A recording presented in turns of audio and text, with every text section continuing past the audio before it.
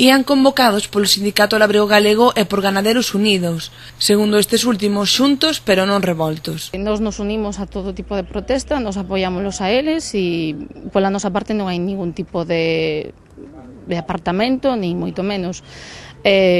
Pola nosa parte estamos abertos a calquer tipo de manifestación, caravana e calquer acto reivindicativo con calquera dos sindicatos e tamén este tipo de organizacións aparte.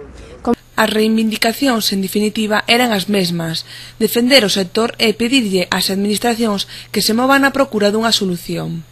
Na estrada, Marcos Louzao recordaba que hai explotacións que están vendendo o leite a 17 céntimos, moi por debaixo do custe de produción.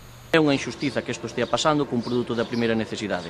E, por outra banda, o que queremos facer fincapé en que se poñan encima da mesa medidas importantes, de gran calado, estruturais, non só do ámbito galego, no que se refire á calidade do leite, senón tamén ao que se refire ás importacións masivas e, sobre todo, no ámbito da política agraria común, que o que está levando a arruinar moitas explotacións. Ollo, non só aquí, senón que tamén en Euskadi había unha tratorada semana pasada. Bueno, aquí na zona do Deza, gracias a Dios, pois temos un precio superior a outros puntos de Galicia, non? O problema están nos padecendo as cooperativas que son primeiros compradores. En algún caso están cobrando leite a 16 céntimos de base, logo con complementos xa está pois, un pouquiño máis. E aquí no Deza vamos salvando que temos un pouquiño máis de precio. Pero, por exemplo, na provincia da Coruña, que é onde máis conozco eu, pois hai moita xente que está a punto xa de cerrar, vamos. E aquí igual, porque non, ahora mesmo é cambiar os cartos, pagar o pienso e xa non che queda nada ao banco.